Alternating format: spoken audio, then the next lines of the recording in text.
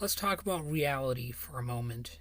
In reality, political power in America is far too much in the hands of the elites. And if you think that's just conspiracy theory talk, let's not kid ourselves. In fact, even under the best circumstances, positions of power are still called top positions. So, what does that imply? The elites run everything, and they sure don't run everything well. You see, some Americans were, in their school system, never taught to think of themselves as a society dominated by a small elite class, and that's why so many people lost faith in the political system. They have seen that truth that, in fact, we are dominated in just the way I described, rather than it simply being we the people. We're told it's a free country, a free America, blah blah blah, but that's really only the case if you have enough money to afford it. And of course, when everything everywhere is about money, even a relatively wise, careful, and thrifty spender can end up struggling. People lost faith because they were taught that they were a country where anybody can be and do anything if they have the guts and, a bit of luck. And possibly, as freakish as it sounds, even run for the highest office in the land. However, now it's just too obvious that any president and their close allies are overwhelmingly just serving millionaires and billionaires. Right? Who would deny that? Who would deny that? And people lost faith because they've been led to believe that there's so much power in the hands of so few people. They believe the elementary, easily observable truth, which can easily leave one dispirited. In fact, politicians themselves know this and seek to capitalize on it in their speeches.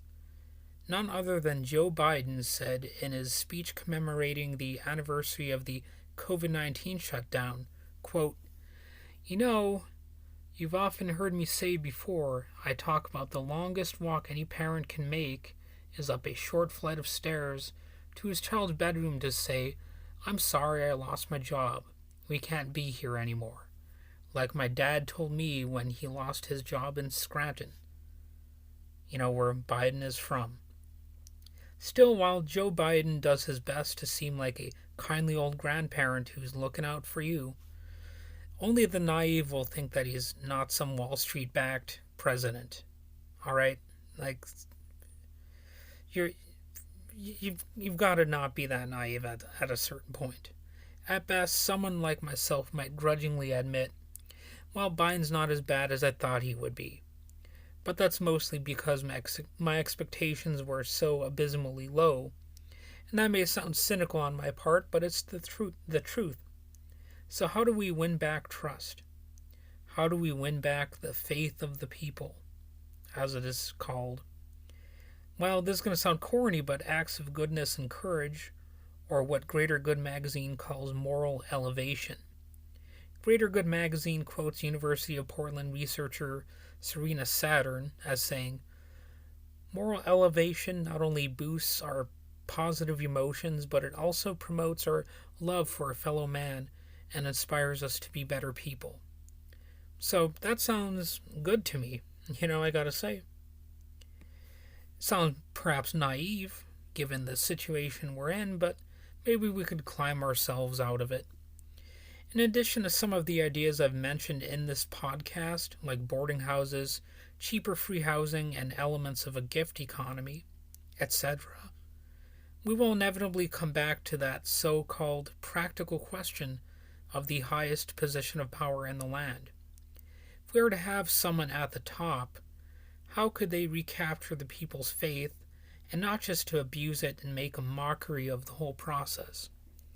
I think one of the best ways is to run a candidate for president who doesn't toe the political establishment's line and who's an outright sycophant for the system. In fact, that's what Republicans claim to do with Donald Trump. But we all know how that turned out. He was right from the start, another bigoted, spoiled rich, corporate-backed candidate who railed against social spending while continuing to feed an already bloated military budget. So they complain about spending on one hand, but don't care about it on the other. You know, so long as the Pentagon is getting more trillions, that's fine. Plus, we have seen how the so called Party of Law and Order actually worked to overthrow the election, subvert the US Constitution, and potentially impose a president as a dictator. Law and order? Yeah, okay. And because we have a system catering to millionaires and billionaires, millions are fearing the GOP or the greedy old perverts will get away with it. In contrast, let's face it, if an ordinary person like myself attempted to, overthrow even a local election, it seems their ass would have been thrown in the slammer ASAP. While I hesitate to support anyone for president, of either party or really any political or philosophical background, and I in fact feel free to question if we should even have a president, the closest thing we have to a chance at challenging the oligarchy electorally, as laughable as that sounds, is to have a candidate who truly defies it and has mass support. No fake populism, please. If there is a possibility of an actual worthwhile presidential candidate, it has to come with a genuinely greater purpose other than feeding corruption by donors. And what would that purpose be? Well, as far as I'm concerned, it's to let the people see their good judgment is the correct judgment, and that they have to get the country back from those who turned it into nothing but a money-making scheme for the already rich and well-connected.